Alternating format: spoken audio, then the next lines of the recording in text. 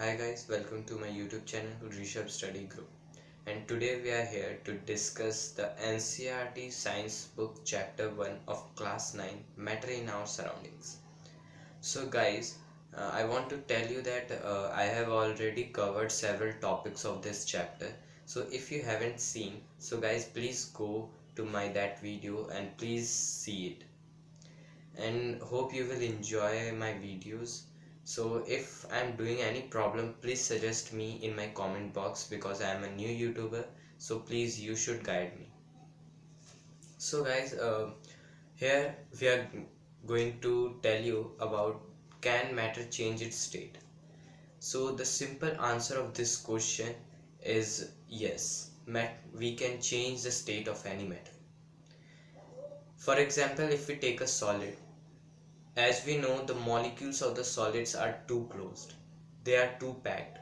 So if we give the temperature to the solid, the molecules will vibrate in a greater speed. As we give the temperature to the solid, the kinetic energy increases. As the kinetic energy increases, the molecules will vibrate in a greater speed. As we know, the solid forms a vibratory motion. They follow some vibratory motion. That's why their molecules will vibrate in a greater speed.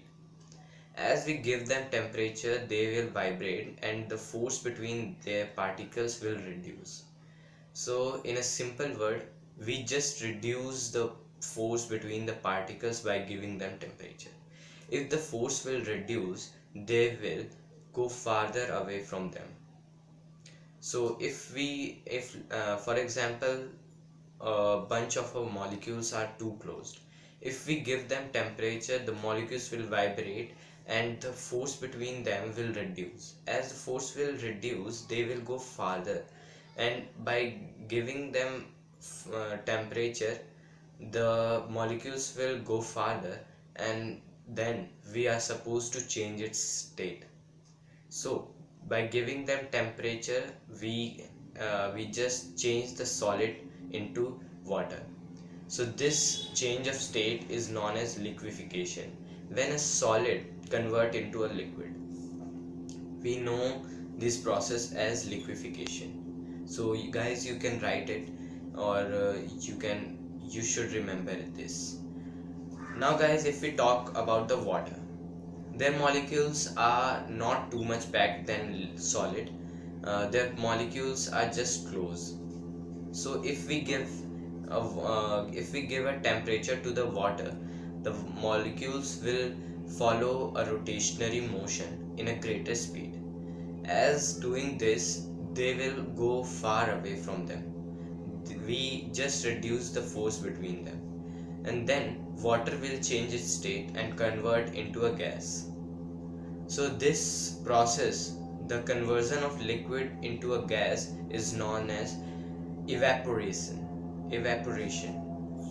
So you have already studied this evaporation topic in your earlier classes, but here the simple definition of evaporation is the conversion of liquid into gas is known as evaporation.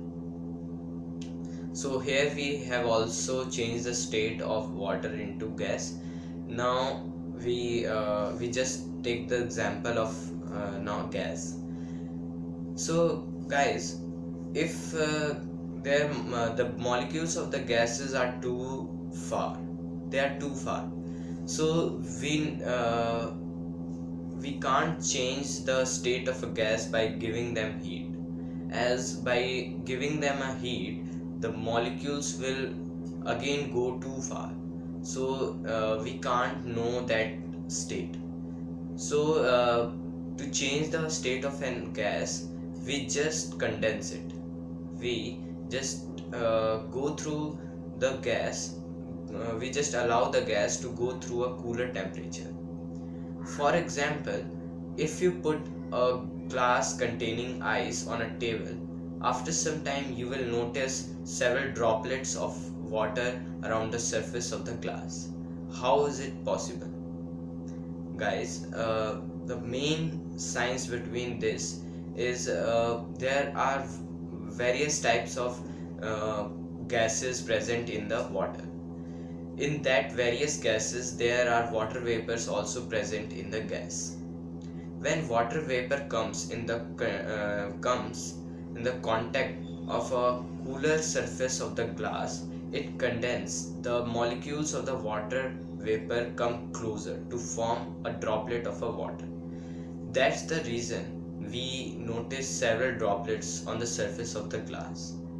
So the easiest answer is we can change the state of a matter by following these processes.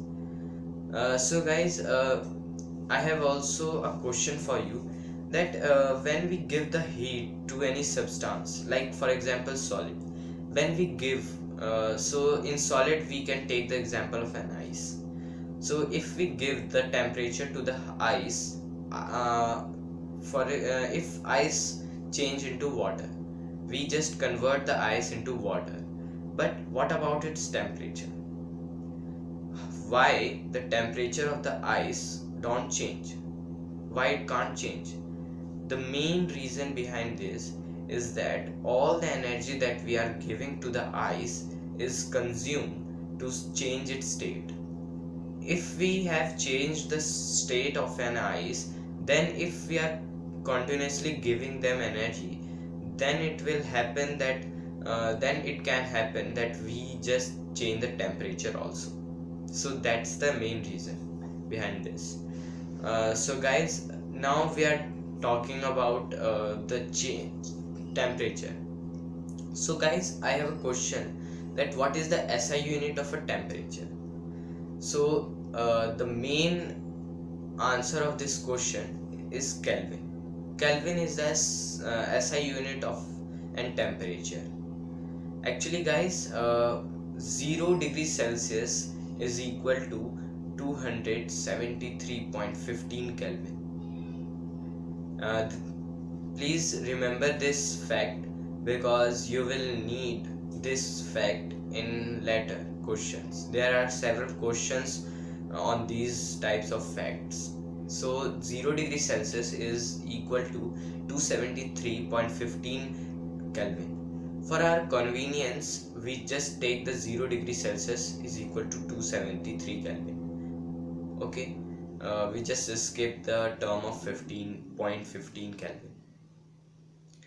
So thank you guys. I hope you will you have enjoyed this video, and I hope you will support me in future. And now I will cover the later on topics in further.